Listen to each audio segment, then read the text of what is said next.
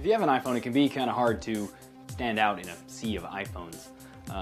You can either jailbreak and change the icons on it, and that'll change what it looks like when you use it, or maybe you can go out and find a really cool case for it. But other than that, that's pretty much it. So what if you want something that's maybe a little more unique? Today, I'm going to show you how you can make the back of your iPhone 6 and 6 Plus actually light up like it does on a MacBook. Now, it should go without saying, but this tweak is not for the faint of heart and will probably void your warranty. Now, if you've had your phone for more than a year, your warranty is already expired, so no harm really there.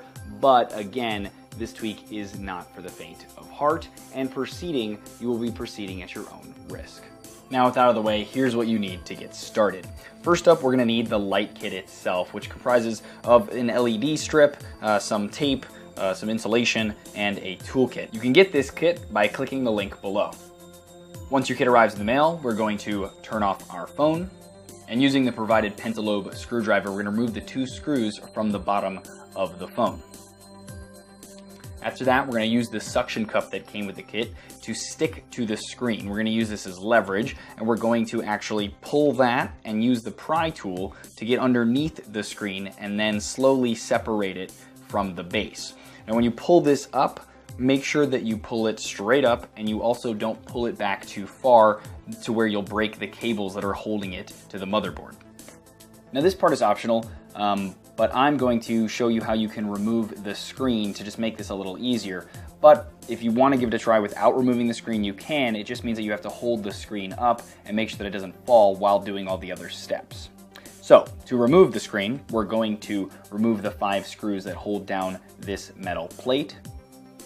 Then we're going to unconnect all of these connectors, and once that's done, we can separate the screen.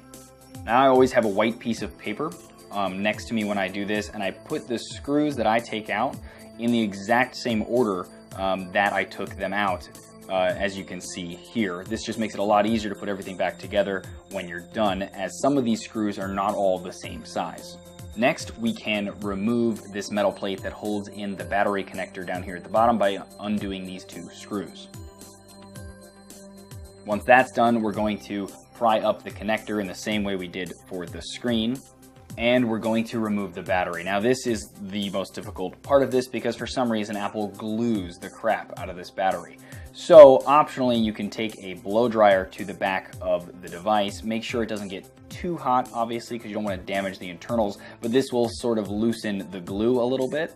But this is optional. You don't have to do this. It just might make it a little bit easier. Then we're going to flip the phone back over, and you can use, say, a butter knife like I'm using here, or one of the pry tools, something that's strong enough to get underneath this battery in order to separate it from that horrible glue that I mentioned earlier. Just be very careful not to puncture the battery while doing this, which is why I recommend something like a butter knife that's flatter as opposed to, say, one of the screwdrivers.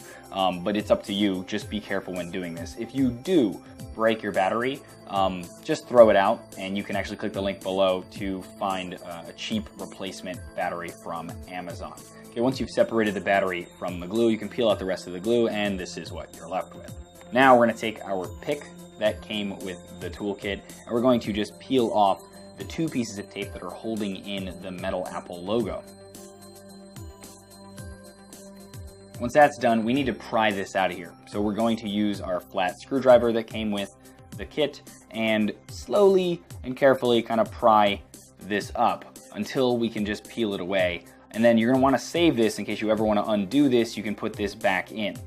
Then we're going to take the LED that came with the kit, and we're going to put that on to where the Apple logo once sat. And you can flip the phone over and see that this will actually sit inside of that, and you want to make sure that it's kind of flush before you continue.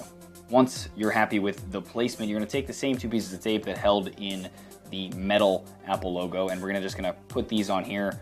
Doesn't really matter where you put them, just so long as it kind of helps to hold in the LED light. After that, we're going to put our battery back on, but don't reconnect it yet.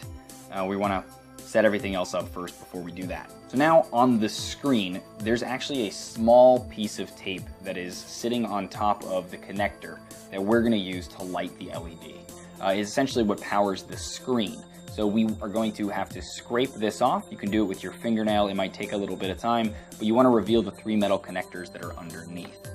This is where we're going to attach our LED to, and what will happen is this means that whenever the screen lights up, the LED will light up. If the screen dims, the LED will dim, so on and so forth.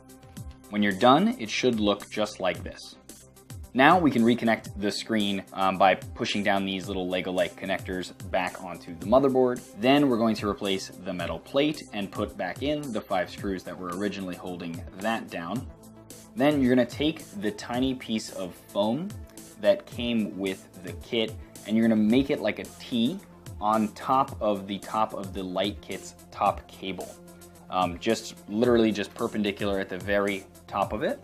And then we're going to push that carefully onto those 3 metal connectors so that it now covers all 3 of those. Then we're going to take the other piece of sponge and stick that on the side so that it's kind of like a piece of tape holding in the right side of that cable, so half on the cable and then half on the back of the screen.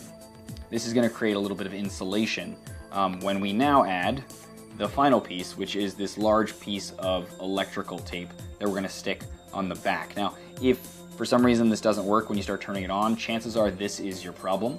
Either go get another piece of electrical tape, maybe your own, it doesn't matter if it didn't come with the kit, most people have it laying around, and just make sure that this is entirely covered because it needs to be completely insulated in order for that LED to grab the current and light up. Finally, when that's done, we can reconnect the battery and then put on the metal plate and screw that back in as well. Now you notice there is a little piece of extra cable coming out the bottom of the battery. You're just going to want to fit that wherever it'll fit, basically, down here at the bottom, and tape that down with another piece of tape. Then we can set our screen back down very carefully and slowly run your fingers along, pushing very slightly in order to get it to pop back into place. Just be careful that you obviously don't crack the screen while doing this. Then all we need to do is put in our 2 bottom screws again, and then turn the phone back on. And when we do, it should light up just like it does on a MacBook. There you go, guys. I hope you enjoyed that, and if you did, please thumbs up it or share it. It is greatly appreciated. And don't forget to click the link below to check out my blog. You can also follow me on social networks at dkogan or at theunlocker. And as always, thanks for watching.